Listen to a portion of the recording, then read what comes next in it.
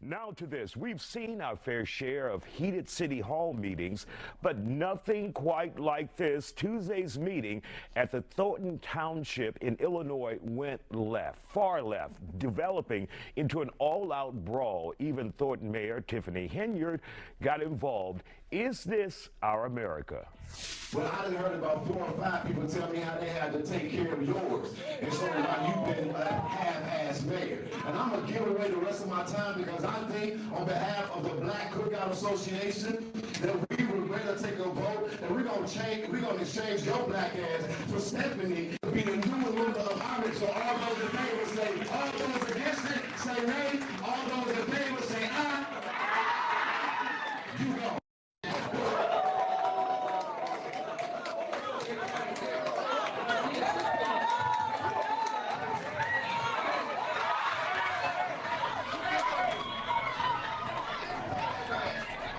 Wow. Witnesses say the fight started after an activist that you saw there insulted Thornton Mayor Tiffany Henyard. According to reports, Henyard's boyfriend confronted that activist and punches were thrown soon after. Police were there to break everything up, and right now there's no clear word if anyone was arrested. Joining us to talk about this craziness, Texas State Representative Jolanda Jones and Darian Lewis from the Monica Lewis School of Etiquette. First of all, let's talk about how the activists talked to the mayor there. Your thoughts on that? Completely unforgivable, disrespectful, unethical, and unprofessional. We must realize that when we're in a public space, yes, we can express our, dissatisfaction. We should address the problem, but we should never make it a personal attack on the person. Mm-hmm. And when you do that, you cross the line. There's no situation or circumstance where you can insult someone or hurl an insult at someone and not expect a reaction. So to do so and think that that person or other people are going to just idly sit by is unrealistic. And so what we see right now is this man disrespecting this woman in an open format and expecting that there's no reaction.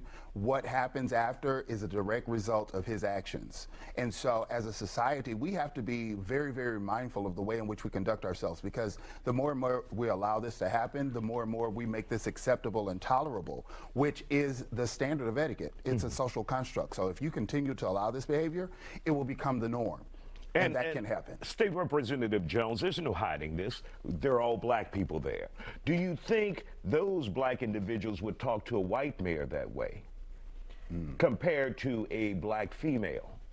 So I think they were very disrespectful to her, but I used to sit on city council and I used to sit on the school board, and they are equal opportunity talking about you and being disrespectful. But so, you're hearing foul words, curse words there, the B word there. And the A word. Mm-hmm. Yes, I heard that. But the truth is the Constitution allows you a First Amendment right. You could actually say But how likely is it? That's what I'm getting at. Well, I mean, I've heard it myself being elected, but some governmental entities try to micromanage it, right? Mm-hmm. Like on the school board, they say you can't say this, this, this, this, and this. And in fact, when they tried to micromanage whatever I said I was going to sue them because you don't give up your First Amendment right. So even though etiquette would require that you speak professionally, you don't have to. Mm-hmm. But I mean, I actually thought I was watching an episode of like The Oval. I thought I was watching a Tyler Perry show, because she kicked off her Jerry shoes. Springer. She kicked off her shoes like Fantasia and ran and tried to duke it out with men. And what I was surprised about as an elected official myself, who's had people come up and not been happy with what I said. So we are happy when they praise us. We need to be grown enough to take it when they say negative stuff about us. And the people that love you, the people that support elected officials, know people gonna say stuff about us. You cannot react to that. Mm-hmm. And so I was shocked that her boyfriend was trying to duke it out, and I was surprised that she got up from the table and ran, kicked off her shoes, and dove in. Then she fell. Then she lost her wig.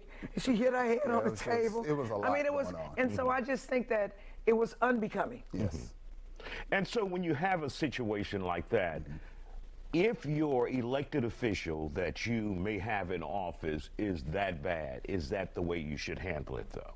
No, she should not. She shouldn't have done it. I mean, if it Or wasn't so serious, it would be fun. she's accused of being that bad by the activists. Right, but what precipitated this was Lori Lightfoot, the former mayor of Chicago, had done an audit of her as mayor and found out a bunch of impropriety. So the Yes, people were we've there been hearing talking about that a lot. about that, Right. right? And so, but I mean, I've gone back and I've looked at this. This lady is very incendiary anyway. She talk crazy to people too.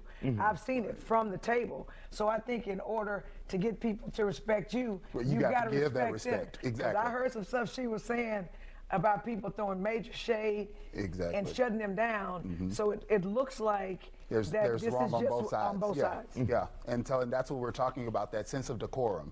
You know, when you have, when you're expected to give respect, you also have to receive that same respect. It's a reciprocal.